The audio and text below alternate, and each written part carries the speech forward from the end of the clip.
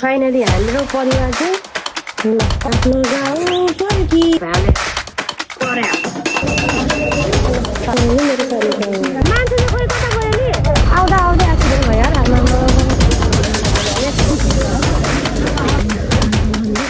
Finally Peter licence हुनुहुन्छ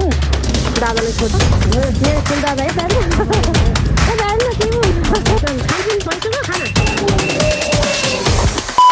hello सेवा नमस्ते जय मसी welcome back to my YouTube channel again after long time पछि चाहिँ म उपस्थित भइसकेको छु मेरो पर्सनल कामहरू भएको कारणले प्लस डेली बनाउनु पनि एकदम गाह्रो पनि हुन्छ विकली बनाउने भनेर मैले चाहिँ बाचा गरिसकेको थिएँ हजुरहरू सामु अनि अब फेरि म कम ब्याक भएको छु आई होप कि म कन्टिन्यू गर्न चाहन्छु विशेष गरी चाहिँ एकदम खुसी पनि लागिरहेछ यो समय चाहिँ एकदम दुःख पनि लागिरहेछ यो हप्ता के भयो किनभने खुसी चाहिँ के छ भने दुःख चाहिँ के छ भने सुरुमा दुःख नै भनौँ किनभने दुःखले कहिले पनि छोड्दैन अभियसली होइन दुःख चाहिँ के छ भने सानीको मामा मेरो दादा चाहिँ कान्छा दादा चाहिँ अस्ति नाकको अपरेसन भइसकेपछि 4 महिनापछि चाहिँ फेरि बिरामी हुनुभएको छ अनि उहाँलाई चाहिँ इमर्जेन्सीमा हस्पिटल लगेको छौँ आफ्टर अहिले कति भयो ठ्याक्क 4 दिन भयो अहिले चाहिँ अनि उहाँ चाहिँ अहिले हस्पिटलमै हुनुहुन्छ इमर्जेन्सीमा लगेको थिएँ अनि पापा पनि आउनुभएको छ मेरो ठुलो दादा पनि आउनुभएको छ म हजुरहरूलाई पनि देखाउँदैछु अभियसली मेरो दादालाई पहिलोचोटि भ्लगमा अहिले चाहिँ उतै हुनुहुन्छ पापा पनि आफ्टर अहिले कति भयो भने 4 दिन जति भइसक्यो होइन उहाँ उतै हुनुहुन्छ खानासाना केही पानीसानी केही दिनुभएको थिएन होइन डक्टरले केही नदिनु भनिराख्नु भएको थियो अनि हिजो चाहिँ बेलुकातिर 10 बजे 11-12 बजेतिर समथिङ कति बजेतिर खाना खोलीहरू लगिदिएको थिएँ यहीँ घरबाट बनाएर अनि खानुभयो अनि फेरि अब चाहिँ खानासाना बनाउँदैछौँ लानुको लागि गिलो भातहरू खानु भनेर चाहिँ अहिले चाहिँ बनेको छ आफ्टर 4 दिनपछि चाहिँ अनि त्यही हो साथीहरू अनि खुसीको कुरा चाहिँ के छ भने मैले चाहिँ ट्रायल लिखित सबै पास गरेँ ड्राइभिङ लाइसेन्स चाहिँ कम्प्लिटली फाइन सबै मैले चाहिँ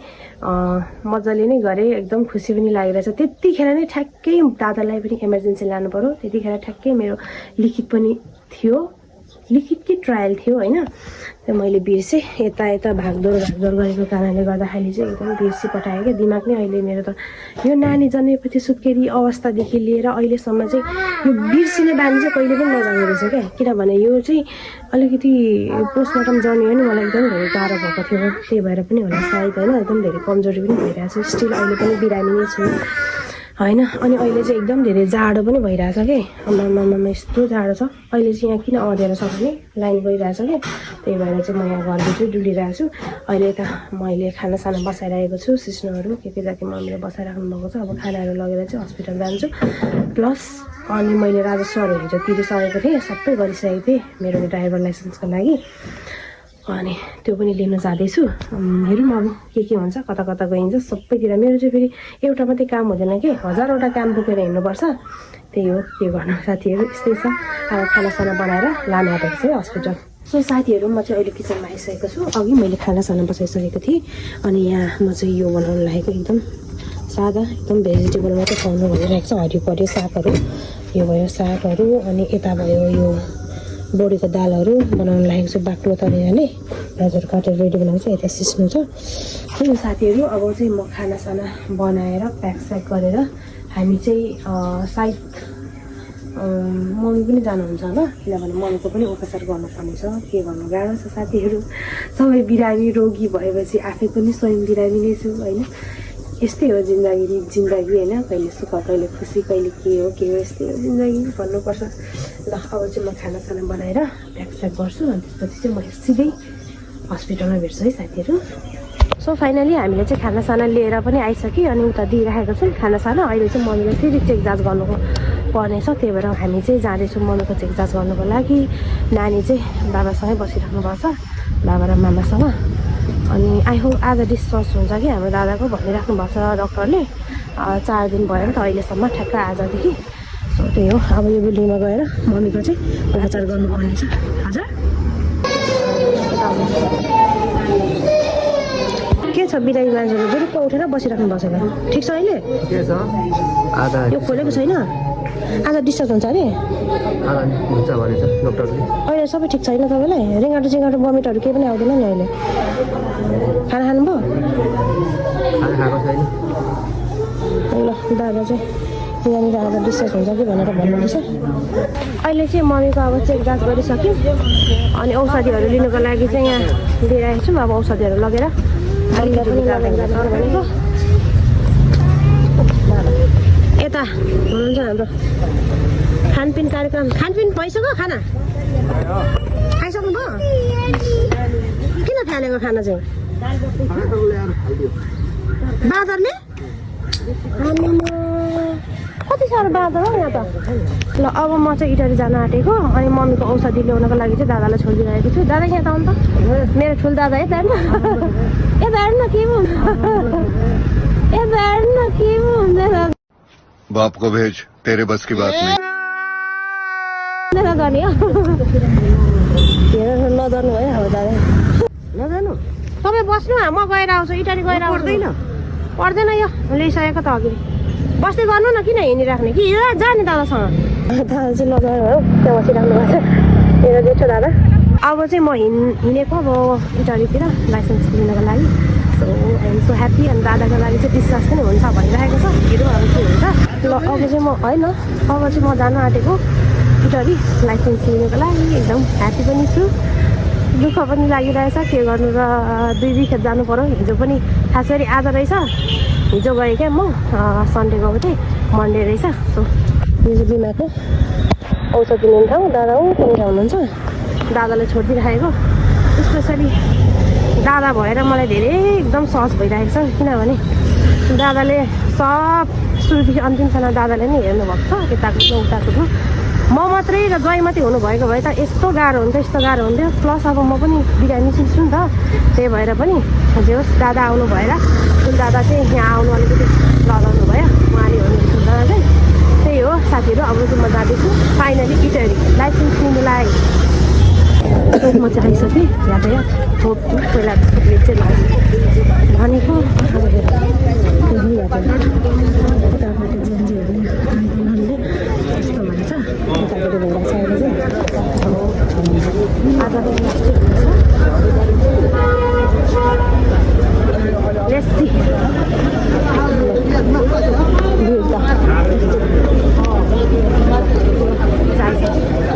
अब मेरो चाहिँ रसिदहरू काटिसकेको छ। सेम रसिद चाहिँ ल्याउनु मात्रै बाँकी छ। सो फाइनली मैले चाहिँ पाइसकेँ रसिद। लाइसेन्स चाहिँ 1 वर्ष लाग्छ अरे निकाल्नुको लागि। त्यही हो अब म चाहिँ घर जानु लागेको। स्मार्ट कार्ड नै पाउँछ होला 15 दिन भनेको थिएँ तर अहिले 1 वर्ष लाग्ने रहेछ। त्यही भएर अहिले चाहिँ यो मात्रै पाइरहेको छ भने एकदम खुसी पनि लागिरहेछ दुःख पनि लागिरहेछ के भन्नु साथीहरू। अब म चाहिँ घर जानु लागेको नि यस्तो छ।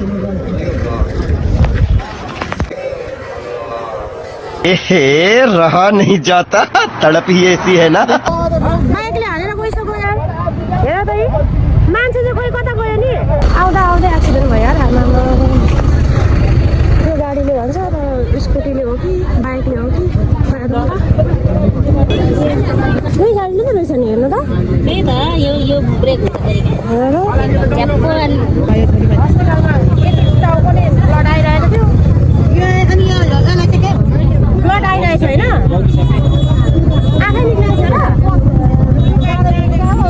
माइट त घुमाउँदै यहाँनिर रोकिदियो। सफारी यता आइरहेछ अनि सफारी ब्रेक हाल्नु चाहिँ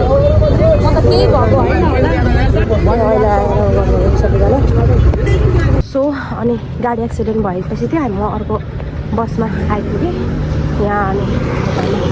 फेरि आइपुगेको छु। दादाहरू त्यहाँनिर हुनुहुन्छ। त्यही हो साथीहरू अब दादालाई आएर डिस्चार्ज हुन्छ कि भनेर चाहिँ भनिरहेको छन्। अब हेर्छु के हुन्छ गएर। अनि मेरो सानी त सुत्दैछ पो सानी बहिनी। चिसो न चिसो छ बाहिर त। ल है लाग्यो अब दादाको डिस्चार्ज।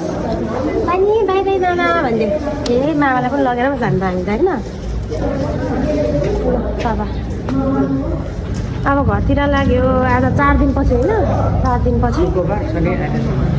ट्याक्कै 4 दिन लाग्यो। दादालाई चाहिँ अब डिस्चार्ज गर्नु टाइम लाग्छ भनिराख्नु भएको थियो 12 बजे भनेको थियो अहिले 5 बजिसक्यो अहिलेसम्म गरिदिएको छैन अब गर्नु हुँदैछ नानीलाई गाह्रो भयो कि अनि त्यही भएर हामी चाहिँ घरतिर लाग्यौँ है साथीहरू यता चाहिँ अगाडि हाम्रो सानी हाम्रो मम्मीको पनि आज चेक जाँच गऱ्यौँ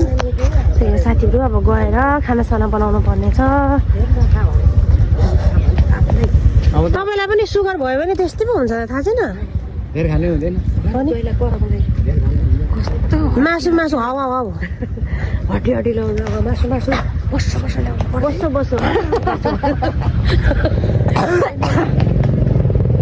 बस्छ बस्छ निक्लो होइन बस्छ निक्लो हाम्रो मम्मीले पनि काम सुन्नु छोड्नु भएको छ अचेल त बुढेसकाल लाग्यो है साथीहरू अब के गर्नु आज भनौँ भोलि भनौँ दिन भनेको बितेको थाहै हुँदैन रहेछ यार पापलाई पनि फेरि त्यस्तै छ ज्वाइँ ससुरा र ज्वाइँ अगाडि अगाडि यता हामी चाहिँ पछाडि पछाडि लु बोजू र बाजेको बिचमा बसेर हिँड अब घरतिर मामालाई लिएर जानुपर्छ अब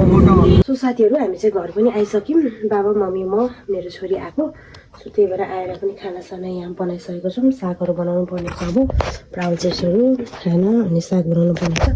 अनि त्यही हो साथीहरू अब दादाको सक्सेसफुली राम्रो भयो अनि त्यही हो दुःख सुख यताउति गरेर हामीले चाहिँ निको बनाइसक्यौँ अनि अर्को कुरा के हो भने मलाई चाहिँ एकदमै धेरै सहज भयो प्लस अब मलाई बिरामी पनि थिएँ नि त म अनि म आफै कुदिराख्नु त्यही भएर हजुर अनि त्यही हो साथीहरू अब के हो यहाँ के पाक्दैछ यो खै के हो यो रस लाग्यो रस त दामी लाउनु भएछ त नि आउनु पर्यो नि अब के गर्नु ए कति लाग्यो पैसा लाग्यो नि हौ खर्च टर्ने के गर्नु र अनि छोरो टङ्ग्राउनुको लागि बनाउनु भएको सुप कान्छो छोरोलाई भाले कर्या ठ्याक्क ज्वरो भयो मम्मी अहिले पो ठ्याक्क ज्वरो है सबै परिवार एक भएर बाबा आएपछि खाने भनेको ठ्याक्कै दादा आएपछि खाने भनेको बाबा पनि ठ्याक्कै आउनुभयो दादा पनि ठ्याक्कै आउनुभयो अब यो खाएर तङ्ग्राउनु पर्यो नि छोरोलाई सबैलाई ल साथीहरू अब हामी चाहिँ यहाँनिर लोकलको सुप खाएर आनन्दले विश्राम गर्नुपर्ने छ दादाहरू चाहिँ आउनु भएको छैन अरे डिस्चार्ज पनि यति ढिलो हुने रहेछ यति ढिलो हुने रहेछ आमामा यो अहिलेसम्म डिस्चार्ज भएको छैन भन्दा पनि डिस्चार्ज पेपरहरू बनाउँदैछ अरे अब चाहिँ हुन आँट्यो भन्ने रहेछ औषधिहरू गर्ने त्यसपछि चाहिँ आउनुहुन्छ दादाहरू पनि दिनपछि हाम्रो सुत्केरी दाई आउनु हुँदैछ है अमिलो पिरो अनि के अरे चटपट फटफट खानु मन लाग्छ अरे त नि लु आउनु अब आफ्नो गाउँ फर्किआए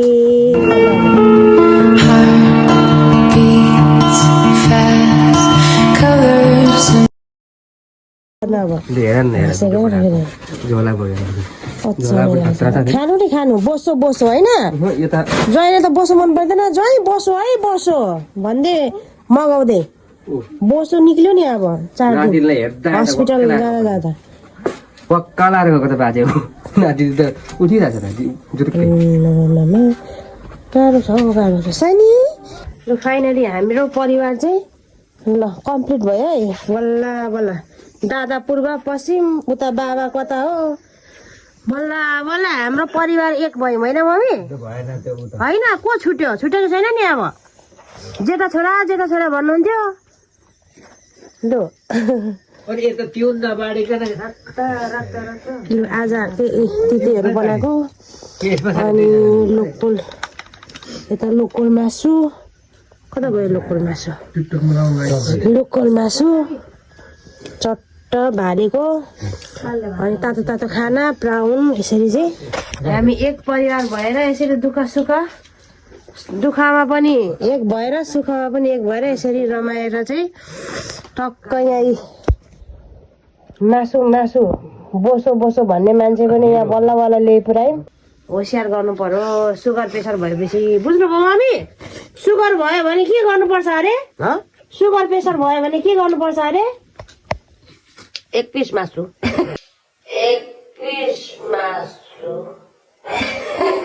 वाह दीदी दीदी वाह दीदी दीदी दीदी एक पिस मासु तुरुक तुरुक झोल होइन एक पिस मासु ल म दिन्छु अब